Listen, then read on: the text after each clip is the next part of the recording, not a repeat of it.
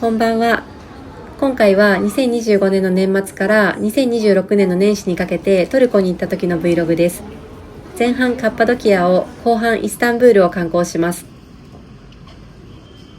レートが厳しすぎたので羽田での両替は諦めました。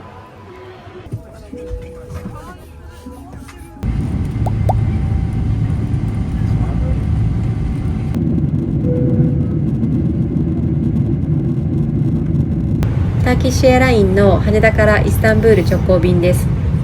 フライト時間は13時間半くらいです。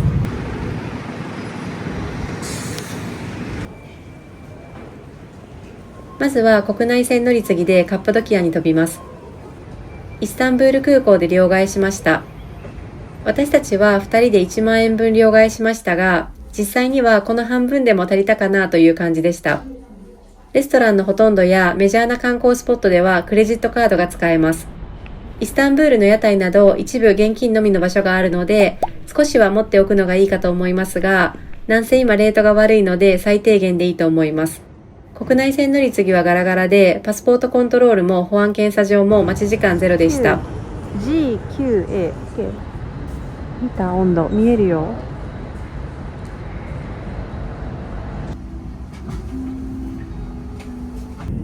イスタンブールからネブシェヒルまでのフライト時間は約1時間半です。景色が綺麗でずっと窓の外を見てました。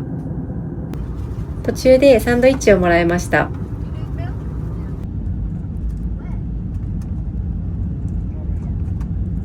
ネブシェヒルは小さくて可愛い空港です。It's me. Okay. Thank you. でも着いたね。よかった。順調だった。しかも事前に空港ホテル間の送迎を依頼してたのでお迎えに来てくれてました。私たちは宿泊するホテルを通してこの送迎を予約してましたが、ゲットユアガイドなどを使って自分で手配することも可能です。ネブシェヒル空港から私たちのホテルがあるギョレメの町までは車で30分強でした。結構早い段階で祈願宮が出てきてカッパドキアに到着したことを実感します。雪が積もっていて外はなかなか寒いです。同じ車には 3,4 組のグループが乗っていて、順番にホテルに送り届けてもらえるスタイルでした。私たちのホテルは結構高い場所にあったんですが、細い道をぐいぐい登ってくれて、ちゃんと入り口まで送ってもらいました。着いた。なんかさ、めっちゃクリスマスだよ。すごいね。すごいね。こんなとこにあるんだね。すごい。これでもさ、だいぶ上がってくれたからさ、バス。自力で降りるとき多分結構大変だね。でもなんか、高いとこにあるからさ、気持ちいいよね。ね。気持ちいい。チェックインします。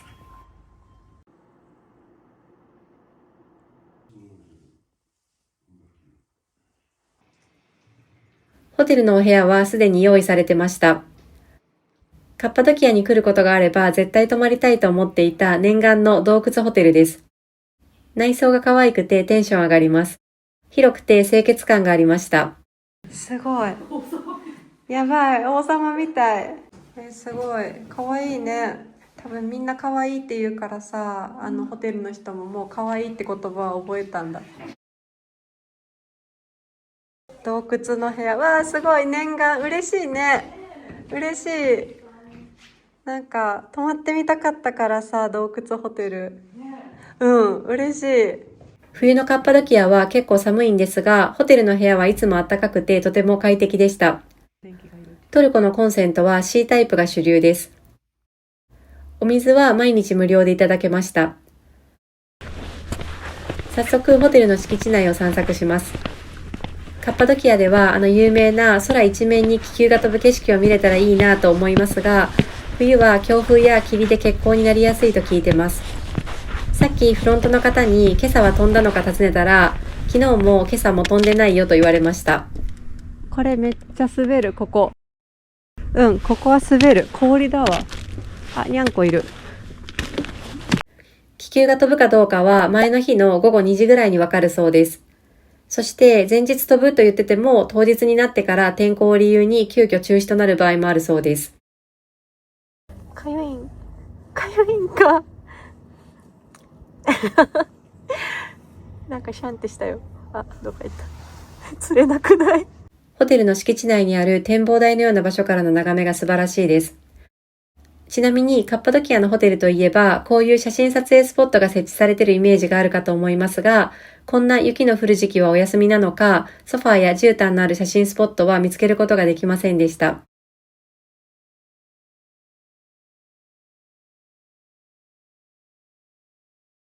私たちはもともと気球に乗る予定はなくて、カラフルな気球が飛ぶ景色を見れたらいいよねくらいのテンションだったので、お互い長期休暇の取れる年末年始にカッパドキアを旅しましたが、気球に乗ることの優先度が高い方は、春から夏の気候が安定している時期を選ぶのがおすすめです。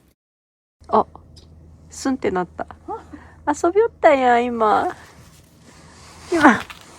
遊びおったやん。ほれ。これを世間ではやらせっていうのかな。かわいい。カッパドキアには今日から3泊します。行きますか、街に。行ってみるか。よし。すごいね、つらら。こんなつらら久しぶりに見たんだけど。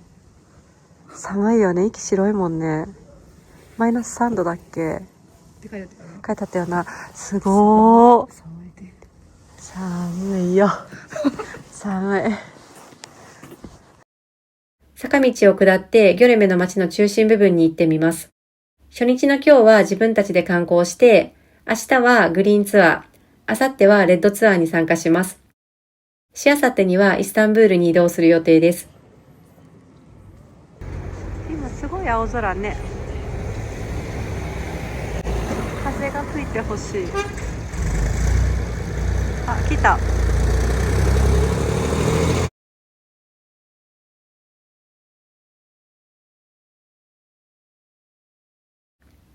これからトルコらしいおやつを食べに行きます。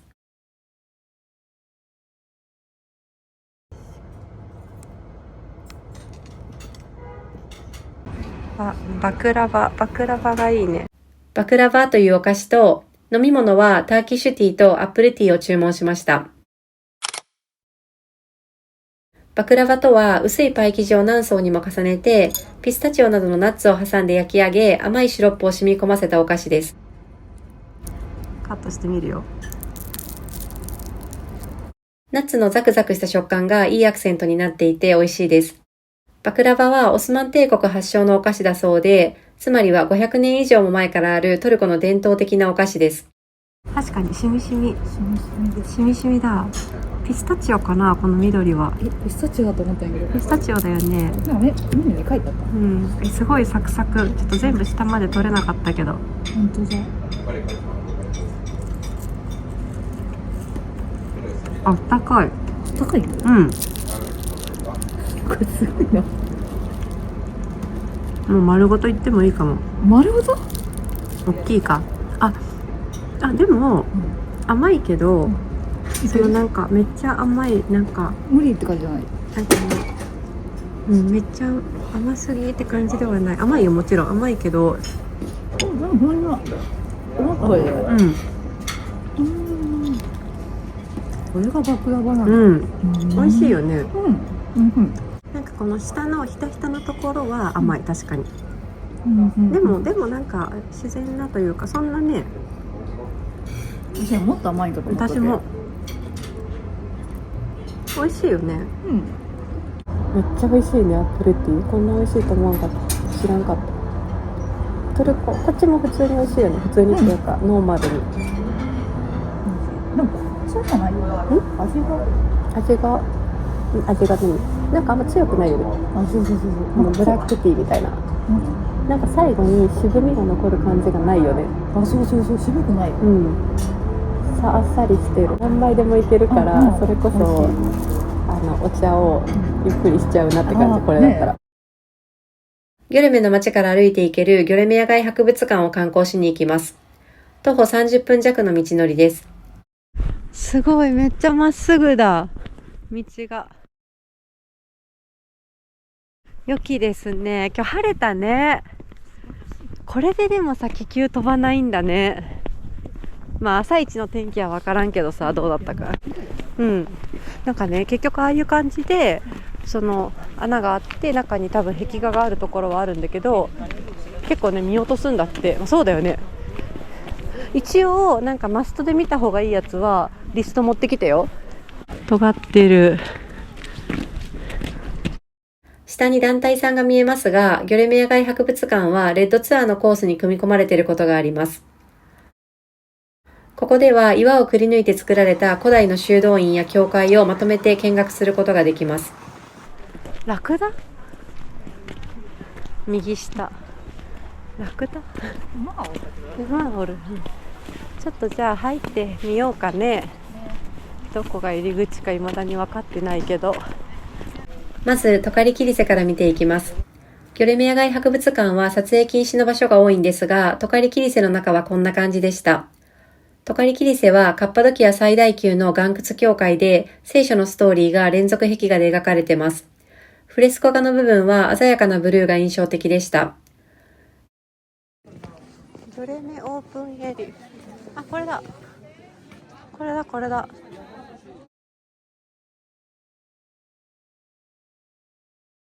ギョレメ野外博物館のチケット売り場はここにあって、有料エリアの入り口もすぐ近くにあります。ほとんどの教会はこの部分にまとまってるんですが、さっきのトカリキリセだけは少し離れた場所にあります。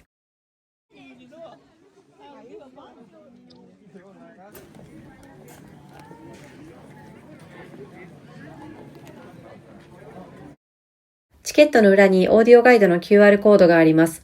日本語もあります。それぞれの教会の前には、教会の名前と解説がトルコ語と英語で書かれてます。あそこすごいね、まだの。あれは何なんだろう。なんか物とか置いてたのかな。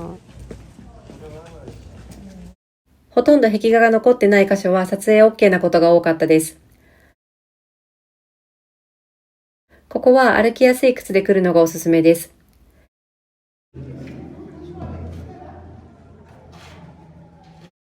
カランリクキリセだけは別料金です。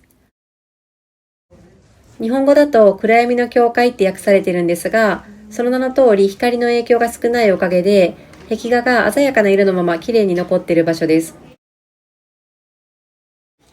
公開されてない教会やそもそも立ち入り禁止のエリアもあります。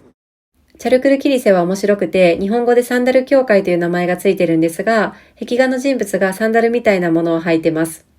また、床に残る2つのくぼみが足跡に見えるんですが、これはキリストが天に昇る前に残した足跡と考えられているそうです。オーディオガイドの解説はかなり詳しくて、教会全体の説明もあるし、壁画の細かい説明もありました。教会の入り口や壁画にオーディオガイドの番号が書いてあるので、どの部分の解説をしているのかわかりやすかったです。壁画の写真を残せなかったので、パネルを撮っておきました。所要時間は1時間くらいかなと見込んでたんですが、私たちは結局3時間くらいいました。壁画がしっかり残っていて見応えがありました。オーディオガイドを聞きながらだったのと、今日は特に急ぐ必要がなかったので、のんびり回りました。一般的には1時間から1時間半くらいを目安にしておけば足りるんじゃないかなと思います。おー、すごいね、あっちもね。意外と高低差あったよね。よく歩いた。意外とあったね。そうなんよ、意外とね。ちょうど夕日の時間が近づいているので、本当は今日行くつもりじゃなかったんですが、これから見晴らしのいい場所に登りたいと思います。あそこだ、上登ってる人が。Google マップによると、サンセット、サンライズ、バルーンズハイエストビューポイントインギョレメということで、何を見るにしても良さそうなポイントです。でっかいもんだって、これとか。わあめっちゃ大きい。ここを通るのは有料で、クレジットカードしか使えません。私たちが行った時はこの料金所で少しだけ並んだので、朝日とか夕日とか時間制限があるものを目指していく場合は、時間に余裕を持っていくのがおすすめです。わ、すごい。ちょっとピンクになってるんじゃない？めっちゃ綺麗。めっちゃ綺麗やね。すごい。あ、綺麗だね。あ、綺麗やね。ちょっと左もちらっと寄っていく。なんかさ、後ろにめっちゃなんかめっちゃすごい高い山がある。あれ標高めっちゃ高いぞ。あれはだっても雪の積もり方がめっちゃ深いもん。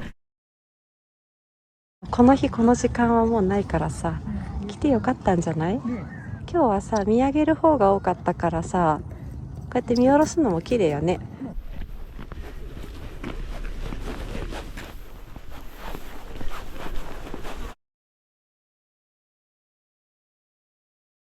正面に見えてるのは内ヒサール城で、あさって行く予定です。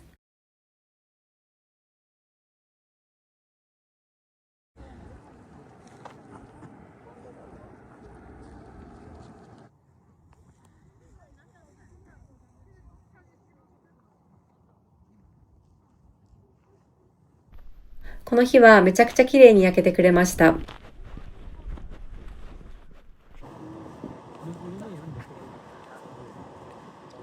徐々に街の明かりが増えてきました。あれ内ヒサールだわ。さっきだから内ヒサールがさ赤く燃えてたから結構ドラマチックだったんだよ。綺麗だった。よかったね、見れて。めっちゃ綺麗やな。夜のギョレメがこんなにキラキラしてるって知りませんでした。もう息が真っ白だ。寒いね。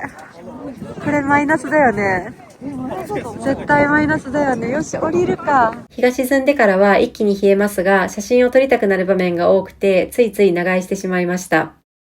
夕食を食べに行きます。すごいキラキラしてる。かわいい。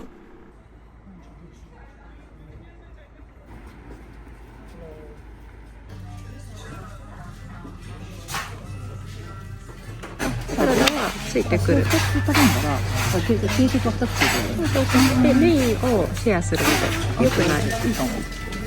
じゃあそうする？そうする。これはあったかいよ。これあったかいやろ。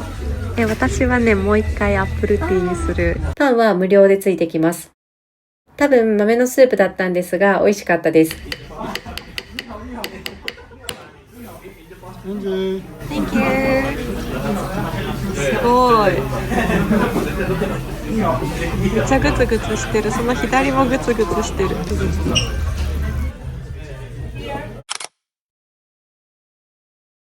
スープ、ライス、サラダのついたセットメニューを2つ注文して、メイン2種類をシェアすることにしました。めっちゃ暑かった。暑いね。美味しい。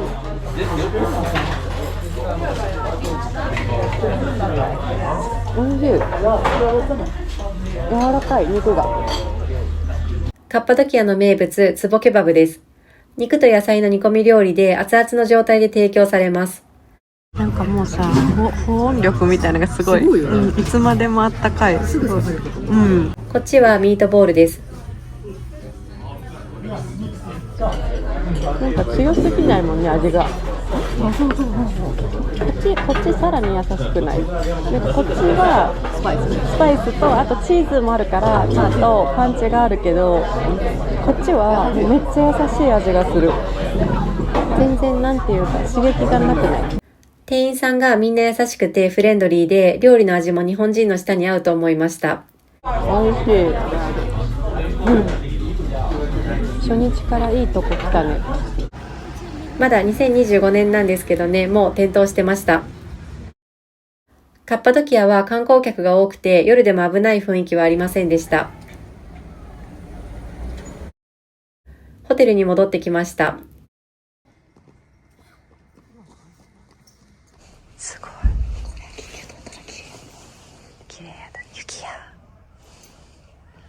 まさか雪。ホテルの部屋が暖かくてよく眠れました。でも雪をかぶったさ、とんがり綺麗やな。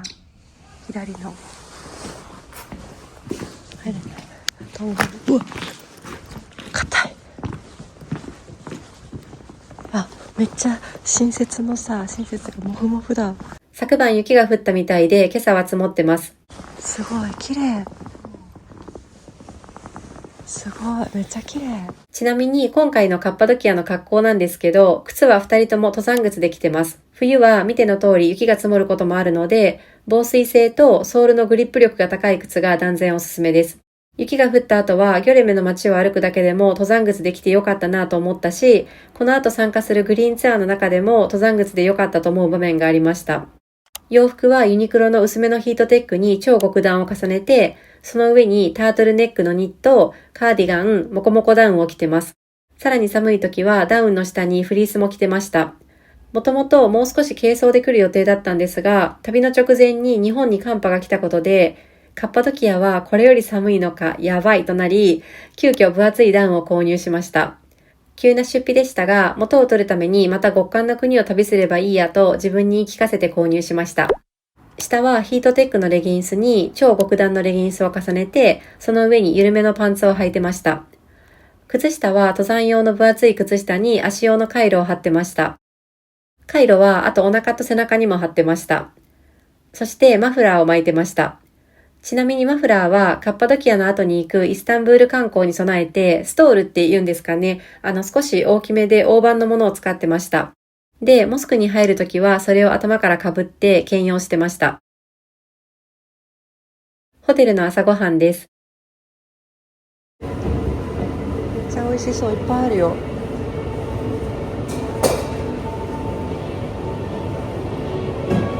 おかずの種類がたくさんあって飲み物もいろいろありました。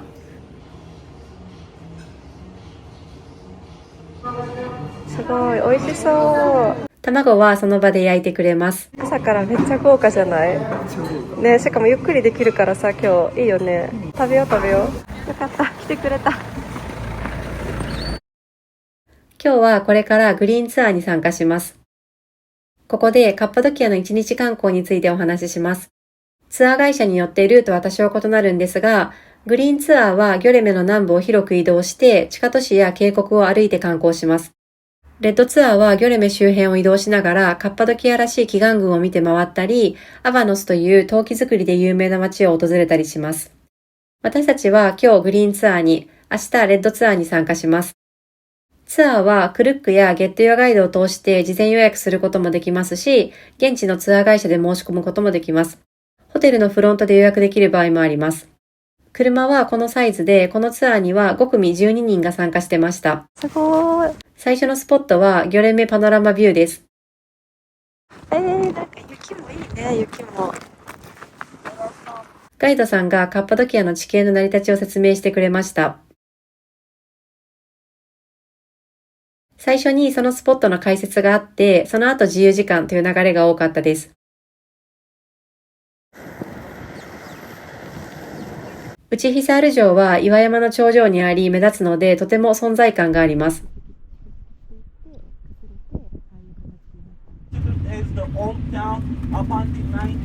途中ツアー恒例のお土産屋さんによって次はピジョンバレーです。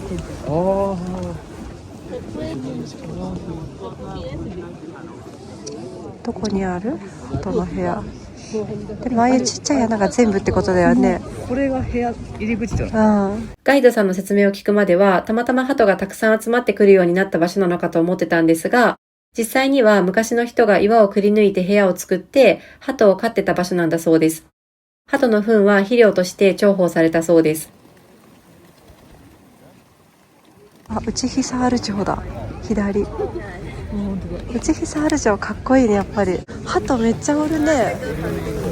思った以上におるね、鳩。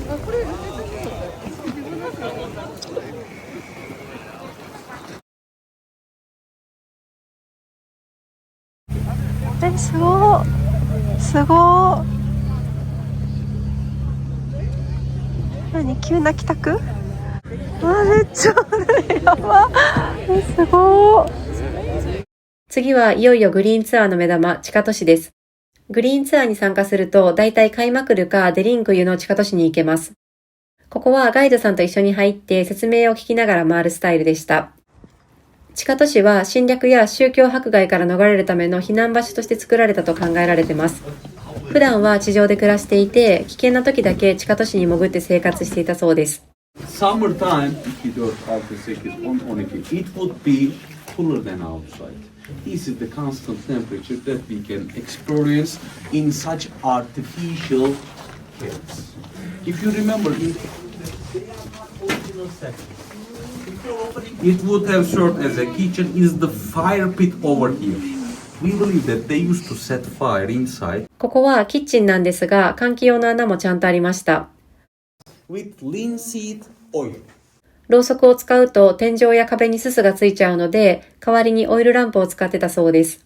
ここではワインを作ってたそうです。Making wine, drinking it, enjoying their time, and they didn't care about what was going on outside. ガイドさんがカッパドキアで有名なワインエミルはギョレメのレストランにも置いてあるよと教えてくれたので、この旅行中に飲んでみようと思います。通路の真ん中に設置されたこの穴は敵が侵入してきた時落とし穴として使ってたらしいです。頭気をつけて。狭い狭い。Block the passageway. Any unwanted, uninvited, visitor couldn't pass through this door. It's on your right corner. Yeah. Asha, this one. This one? Yeah. It's a wheel. This one. Sister. これすごい。本当だね。これ見た。こっち。これブロックしたってこと？そういうことか。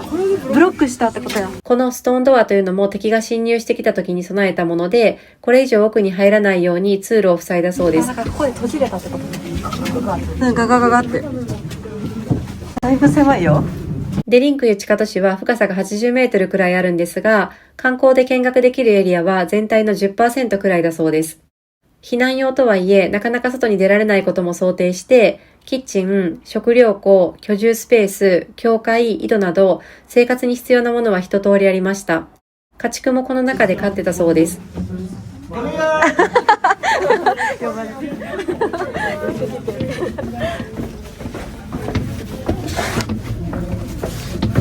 結構さ、天井狭い。結構頭当たりそうになるね。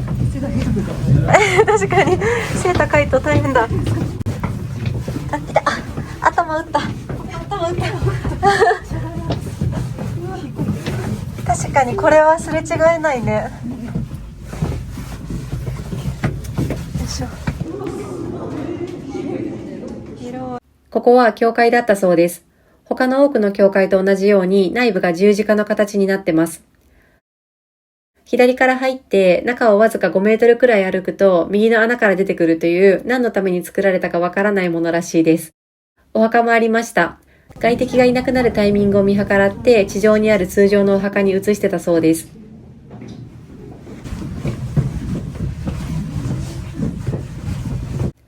ここは居住エリアです。地下都市での観光時間は1時間くらいで解説もしっかり聞けて大満足でした。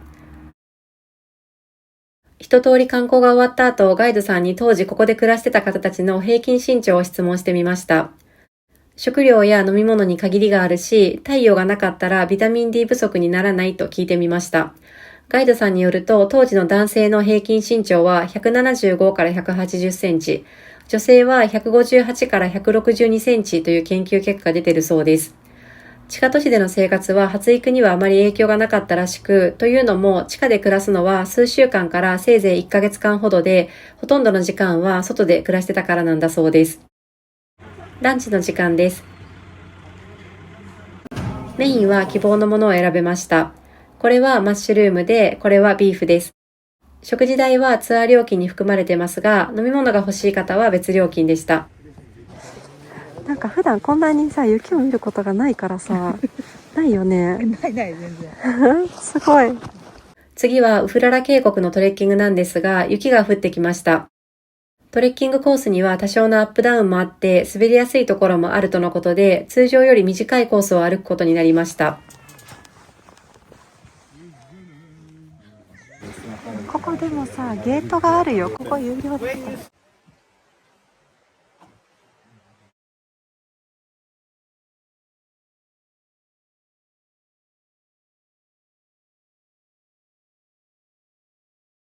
Only for the poop, fertilizer. 鳩がおった。ここ夏来たら良さそうだね。夏も。楽しそう。この辺りにもかつては人が住んでいて、住居跡や岩窟教会が残ってます。鳩も住んでたそうです。500メートルくらい歩いて引き返しましたが、渓谷の雰囲気を楽しめてよかったです。あんな高い場所にも部屋があります。背の高い木で作ったはしごで登ったそうです。今回私たちが参加したのはこのツアーです。クルックから予約しました。次の日に参加したレッドツアーもそうだったんですが、ツアースケジュールは結構順番が変わります。まあ行くと書いてあるところを回ってくれたら順番は何でもいいかなと個人的には思います。グリーンツアーはギョレメの街から離れた場所を効率よく回ってくれて、祈願群とはまた違う面を見ることができます。自分の足で歩く部分も多く学びもあり、とてもいいツアーだと思います。ただ今回ちょっとだけ残念だったこともあります。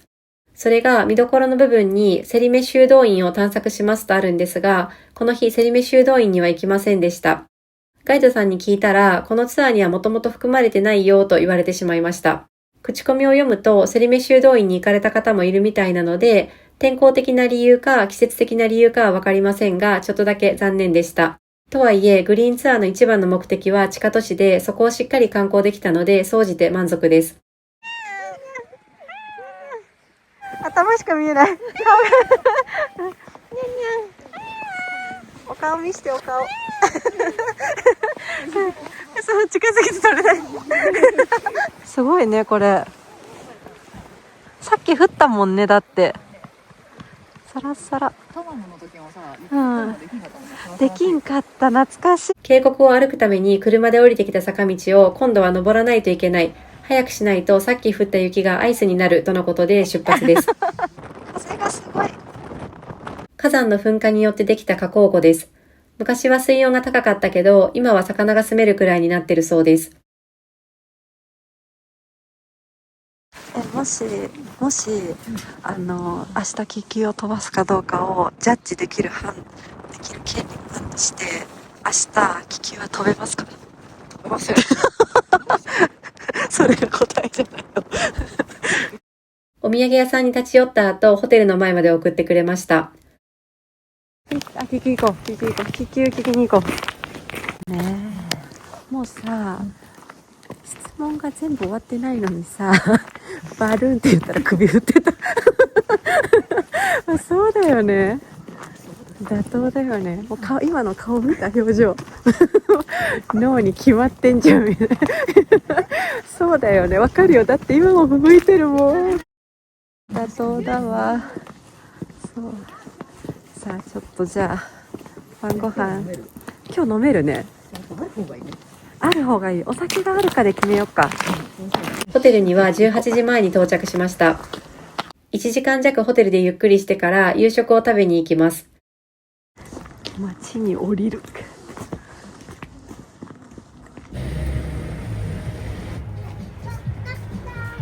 かわいいね。めっちゃかわいい。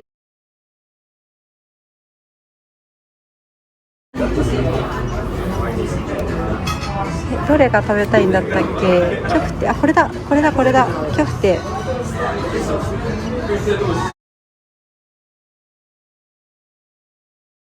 何がいいかな？グリーンツアーでガイドさんに教えてもらったエミルワインを飲みます。美味しそう。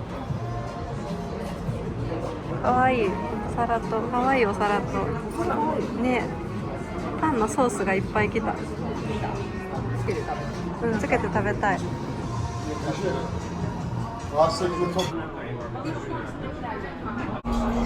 みやすい。飲みやすいよね。なんかすっきりしてる。なんか食事とも合いますって書いてあって、あんまり甘すぎないよ。渋くない。なんかさらっとしてない。危険。飲めちゃう。すごい。じゃあジューシーのが来た。すごい。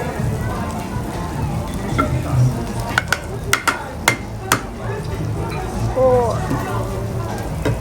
めっちゃ熱々やな。すごい。火が出てる。うん。Thank you。あ、Thank you。すごい。めっちゃこれは癖が少ない。美味しい。うん。しかも柔らかい。めっちゃ柔らかい。味も強くないし美味しい。今日も今日とってツボケバブを注文したんですが、昨日のレストランとは味付けが全然違って、このレストランのもすごく美味しかったです。美味しそう。多分真ん中で割ります。お願いします。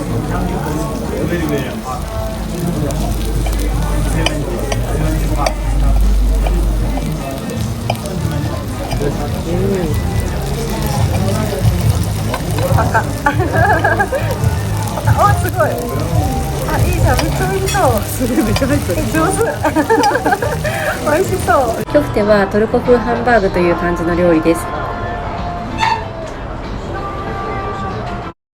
デザートのライスプディングはサービスでした。あ、美味しかったね。よかった。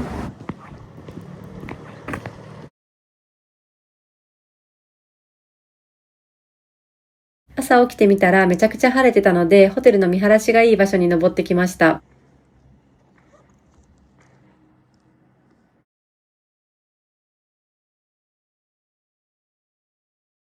太陽が顔を出すまで待機してたかったんですが、今日はレッドツアーに参加するので、まずは朝食を済ませておきます。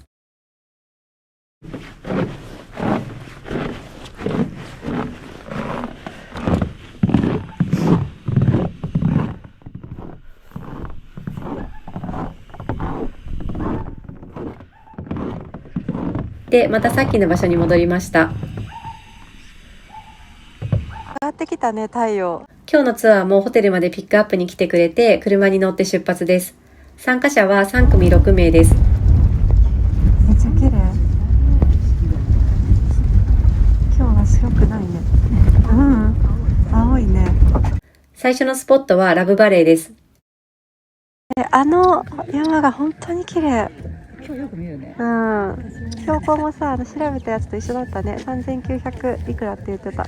初日の夜、展望台から見えたかっこいい山はエルジェスという名前の山だそうです。あっち側行ってみる？今日のツアーも昨日のグリーンツアーと似たやり方で、目的地に到着したら最初にその場所に関する説明があって、その後最終合時間を伝えられて、それまで各々自由時間という感じでした。だってあんな高いとこないもん。うち膝ある要塞だったらしいよ。今日朝さ、お腹痛くてさ携帯見てたらさ、あれ要塞だったらしい。高いところから敵が来るのを見張って、要塞だったんだって。要塞だから町の一番高い岩をそれにしたんだって。今日のガイドさんは説明をかなりしっかりしてくれる方で、いろいろ知ることができました。紀元前2000年頃にはヒッタイト人が住み始め、その後も時代ごとに様々な民族が暮らしてきた場所です。頭がついてるキノコの形のやつはまだ比較的なんていうか一番古いやつではなくて、三角形で頭、例えばこれ頭ないじゃん。もう落ちたって言った？これそう落ちてるから、これが一番古い。頭の下のところのそのキノコの柄の部分が、ここがその柄のところが柔らかいから削れてあの形になったんよ。でそれって今のこの例えば今日削られるのが終わるわけじゃないやん。あ、そうね。だからあれとか多分これからキノコになるんやん。あそこの層あるやん。横に全部つながっとるやつ。あれはこれからここが取れて分離されて、あれキノコになって、で一番上の黒い分厚い層が落ちて、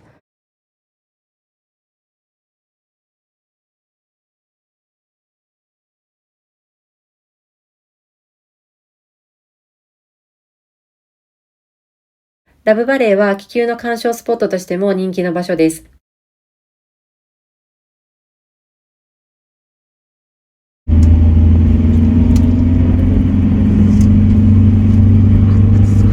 落ちそう。危ない。さ、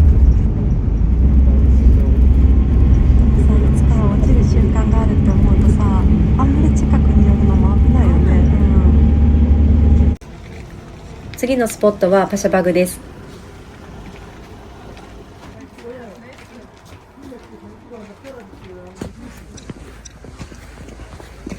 あ、すごい、なんかキノコがいっぱい。雪山がめっちゃ綺麗。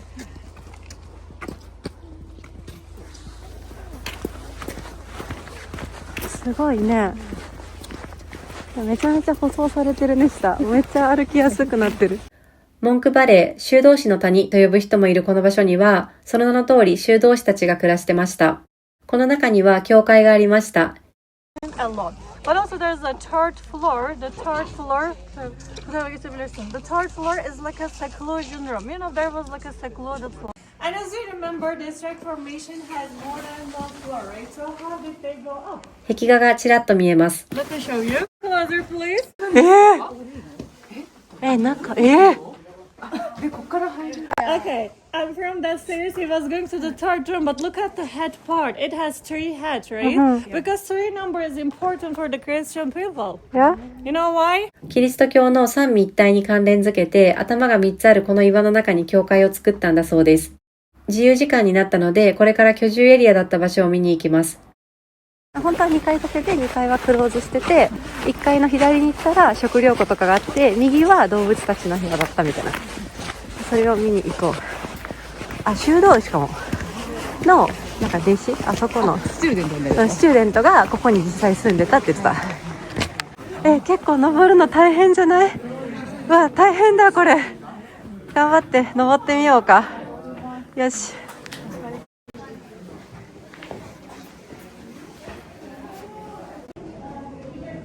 人が暮らしてたんだ。あ、すごいね。奥はなんだ？あ、でもこことかなんか物が置けたり座れたりしそう。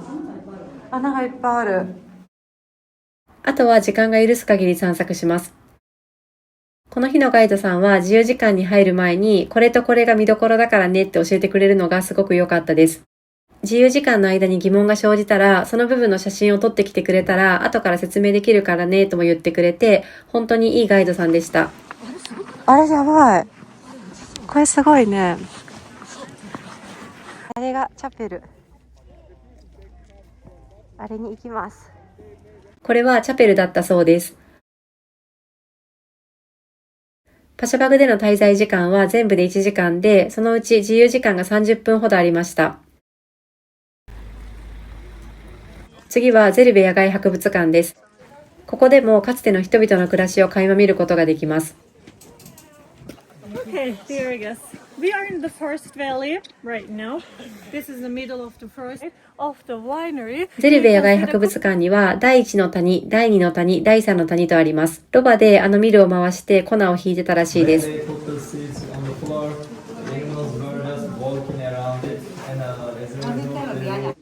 第1の谷には居住跡がたくさん残ってます。すごくない？これ部屋あるよ、それぞれ。見て、入れないけどさ。ちゃんと一個ずつ部屋があるよ。ここの後ろがあれだよね。グレープチャーチとフィッシュチャーチ。そこ2つ。で、これ右もどんどんね、繋がってるんだよね、全部ね。じゃあ次。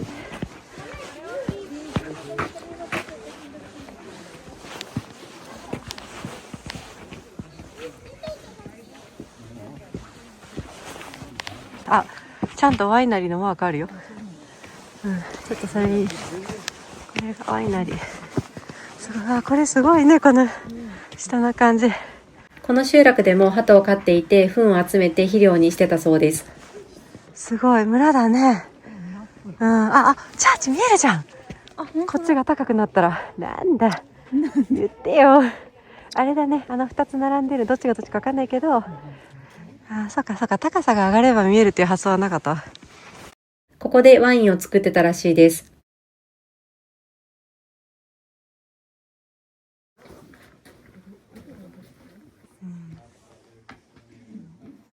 第2の谷は時間がなくて全く行けませんでした。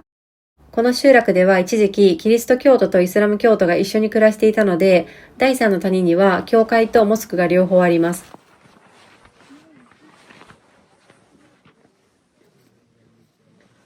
行けるとこまで行ってみようか。このエリアには1950年代まで人々が実際に暮らしてたらしく、結構最近だなと思うんですが、徐々に岩が脆くなり、教会や住居が壊れたこともあって、最終的には政府がこれ以上ここに住むのは危険と判断したそうです。絶対教会、これだ。集合のタイムリミットがあるので早歩きしましたが、ここでタイムアップです。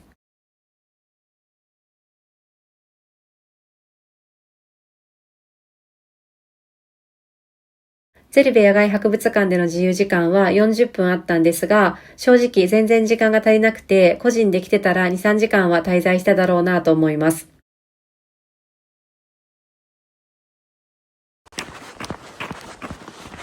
やばいやばい。遅れる。ここ良かったね。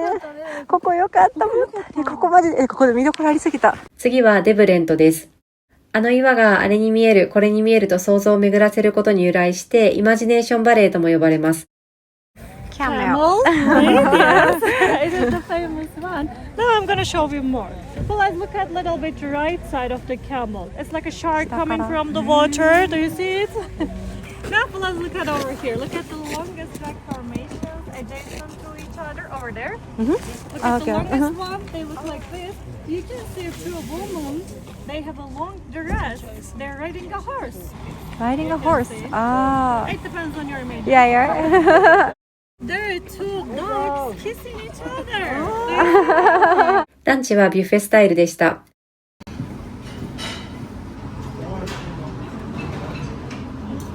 同じツアーに参加してた日本人の女の子たちと一緒に食べました。美味しそう。ランチの後はアバノスという町へ向かいます。この町では昔から陶器作りが有名で、陶器の工房兼ショップにお邪魔しました。機械の中ではこういうみたいのすごく細かいのにして、それから日本語がとても上手な方がいろいろ説明してくれました。トルコの一番伝統的な花はチュルプです。ろくろを使って実際に形作るところも見せてくれました。すごい。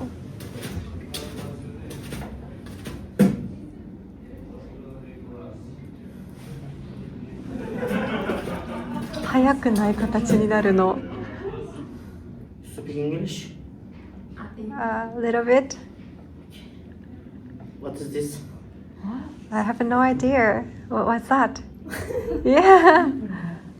That's not pot? No, 違う、なんだろう。No, right?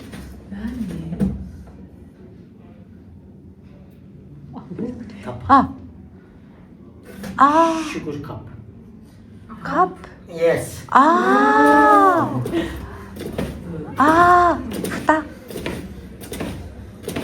It one night. フィット、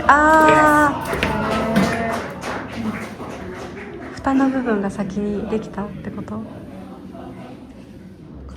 変わった。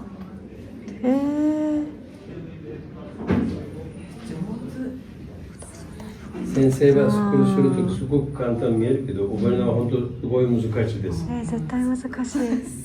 すごいよね。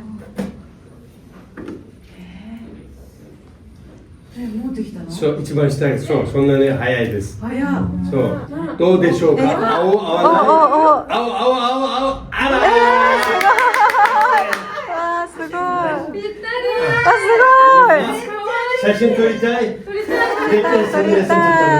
みんなで渡る。すごい。すごい。なんで？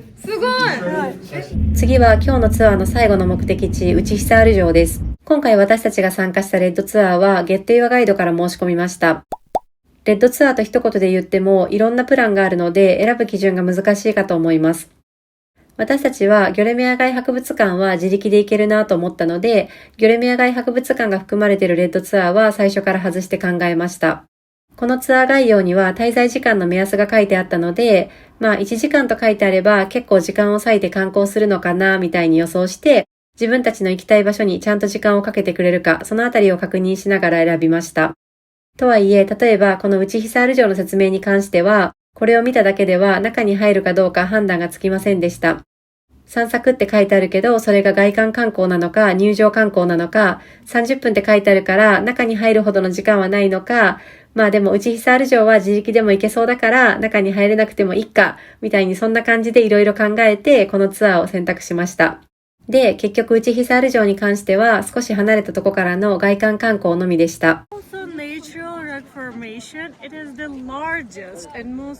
でも私たちはですね、この内久原城にどうしても登ってみたくて、もともとは明日の午前中イスタンブール行きのフライトまでの空き時間を使って自力でギョレメから往復しようって話してたんですよ。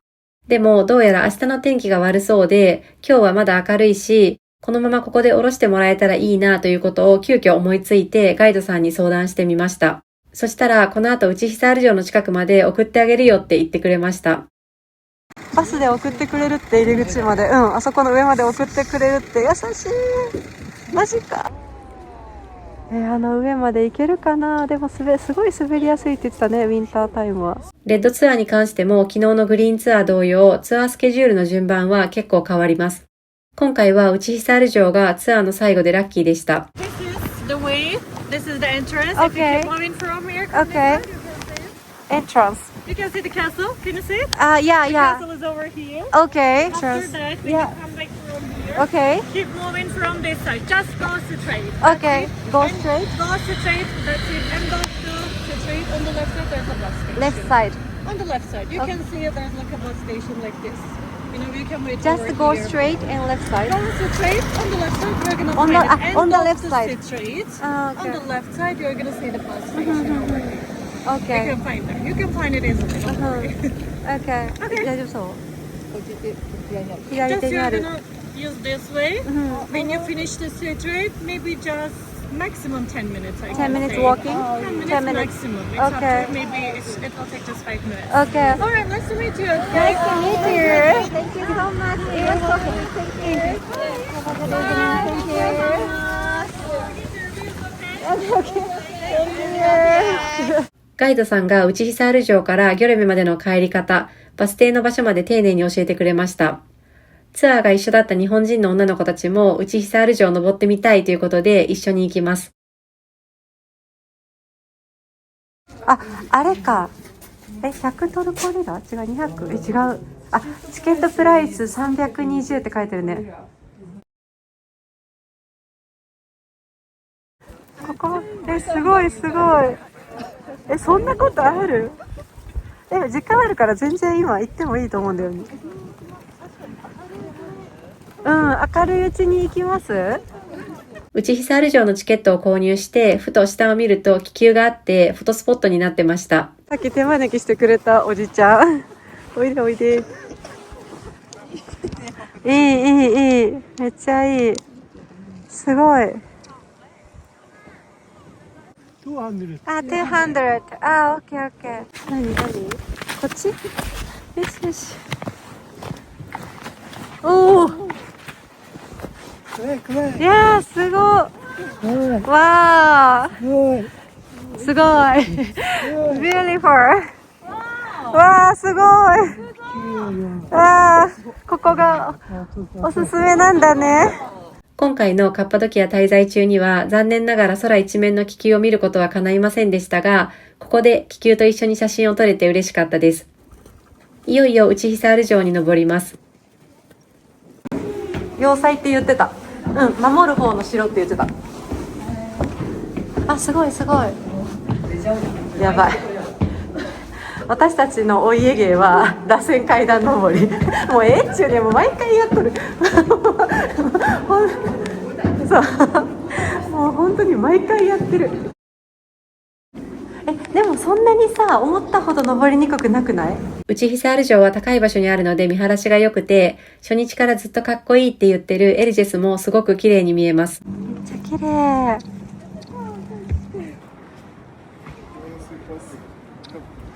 行ってみる？よし。人が住んでたんだなという痕跡がいろいろ残ってます。花がいっぱいあるよ。でもこれまさにさ、さっきのあれでワインじゃない？だってここでそこにほら見て、穴があるの。そこに穴があって、こっちに溜める。ガイドさん言ってたやつだと思う。棚があるね。すごいね。内久原か。これが内久原だ。でもこの辺はあれは多いね、家とか建物がね。街だね。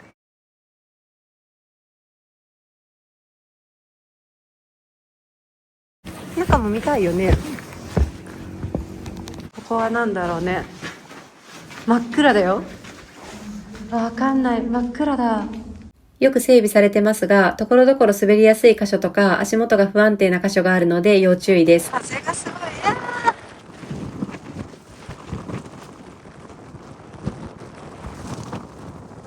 7月すごい。いや、いいよね。いや、たまらなくいいよね、あの山。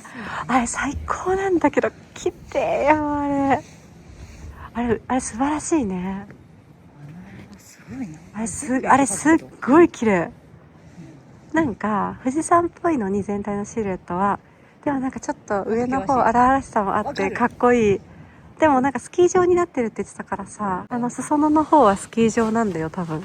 めっちゃ天気いいしさ、めっちゃ綺麗。やば。めっちゃ良かったね今日ここ最後で。工程表では最初だったもん。そうめっちゃいい。ありがたい。あと、ほぼ屋外なので風の影響を受けやすく、長時間滞在すると寒くなってくるので、冬は防寒必須です。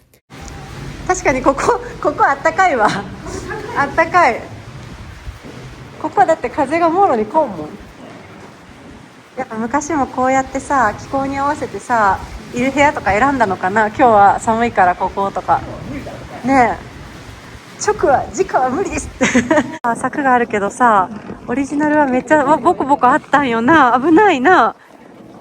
結構危ないで、これも落ちたら。深い。なんでこんなに穴があったんやろ。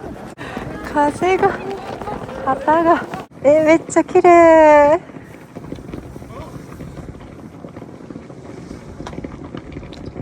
今日一日中晴れてましたね。最高でしたね。めっちゃ良かった。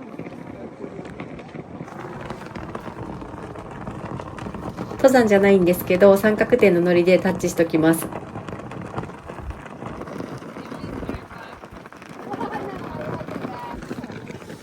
すごい綺麗。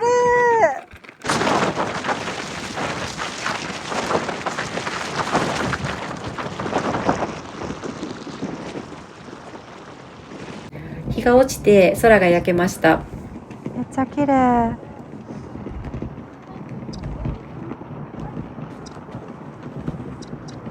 じゃあ行きますか。満足ですか？あとはグルメの街にさ、無事帰らなくては。そう。オッケー？あの山めっちゃ好きや。行きますか。内ヒサール城はカッパドキアで最も高い場所にあるので、360度見晴らしが良く、奇岩群や遠くの山々など、ここでしか見られない景色を楽しめるので、登ってきて本当に良かったなと思いました。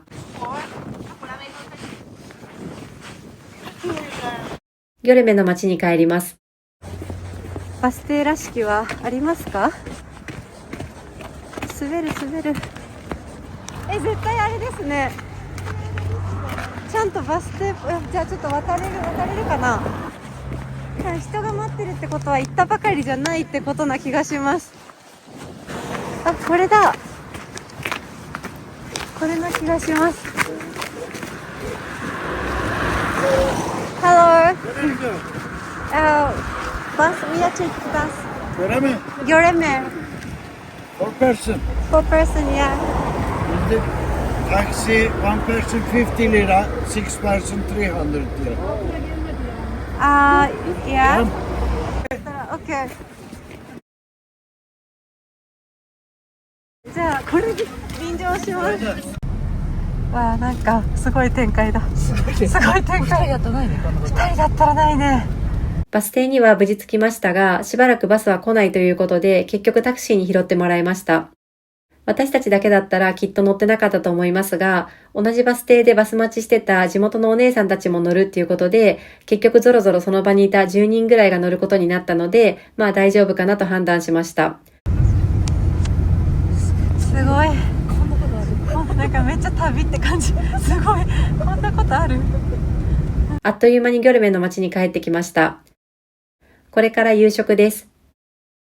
さあ何にしますか？今日はカッパドキア名物であるサチタバを食べます。サチタバというのは肉と野菜を専用の平たい鉄板で炒めたものです。じゃあビーフのサチタバとベジタリアンのメインミールってやつ。アップルティー。もう決まってきた。でもなんか大きい今日の。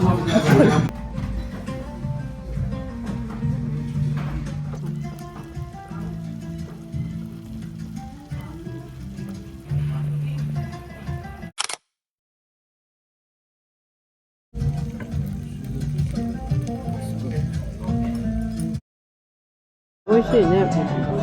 肉が柔らかい。柔らかいよね。うん、肉柔らかい。これ全然あれだね。その刺激もないし、食べやすい味。日本人好み。うん。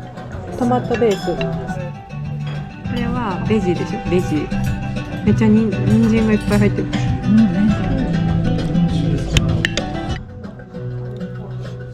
ナスいっぱい使ってる。あ、それナスか。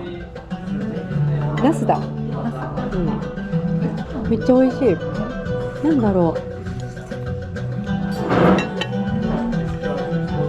めっちゃ柔らかいね、野菜が。とろとろ。そう、柔らかい。うん。美味しい。うん。でも、なんか、こっちとはまた違う味。わかる。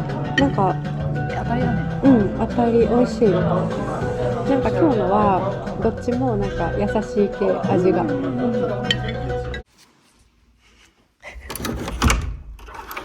カッパドキア最終日、今日は雨です。めっちゃ雨だね。昨日のうちに内久原城に登っておいて本当に良かったなと思います。今日はもし晴れてたら初日の夕方に登った展望台にもう一度行ってもいいねと話してたんですが、この天気なので潔くやめまして、朝食後はホテルでのんびり過ごしました。いただきます。雨だ。じゃあお土産を見てご飯食べて。そうよ、今日ゆるゆる。2025年最後。でも2025年最終日がトルコってなんかいいね。お土産を探しに行きます。めっちゃ滑るよここ。めっちゃ滑る、めっちゃ滑る。危ない。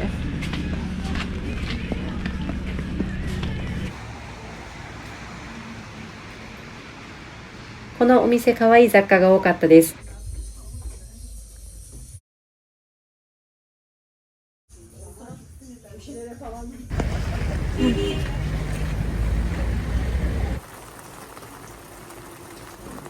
私たちは別のお店で色違いの気球のキーホルダーをゲットしました。めっちゃ可愛いで。またコレクションが増えました。次はランチを食べに行きます。さあどうしますか？何食べたい？あれ食べたいよね、ピザ。あ、これじゃない？これじゃない？ピッツァって書いてある。ピッツァがいい。ピッツァって書いてある。これ良くない？美味しそう。これ美味しそう。マッシュルーム。多分そう。これ全部チーズなの？全部チーズ。美味しそう。具が違うんだ。具が違う。メーカーウィッシュインカッパドキア。この柄もめっちゃ可愛いの。可愛いよね。パンが来た。パンめっちゃ美味しそう。なんか今までにない。新キャラ。あとなんかこれつけるやつも左、これ初めて。オリーブ。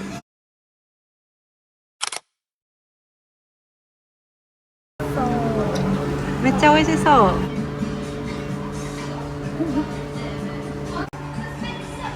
めっちゃ美味しそう。これがピデ。これがピデというトルコ風ピザです。あったかい、あったかい。熱い、なんなら熱い。いただきます。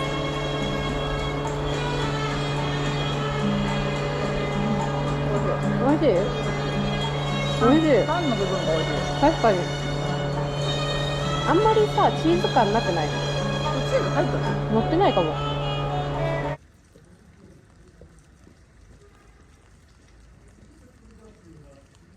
ホテルから空港までの移動車は事前予約してあります。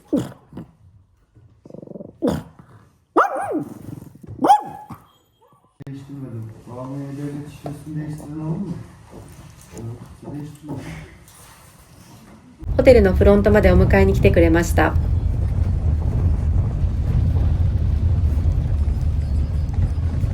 車に乗ってる時間は50分でした。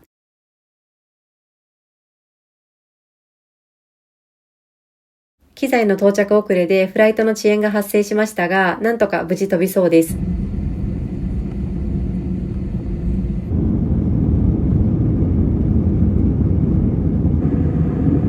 空がずっと綺麗でした。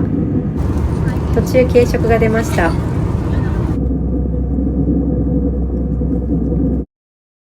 だんだん光が増えてきました。この後はイスタンブールに3泊します。次の動画に続きます。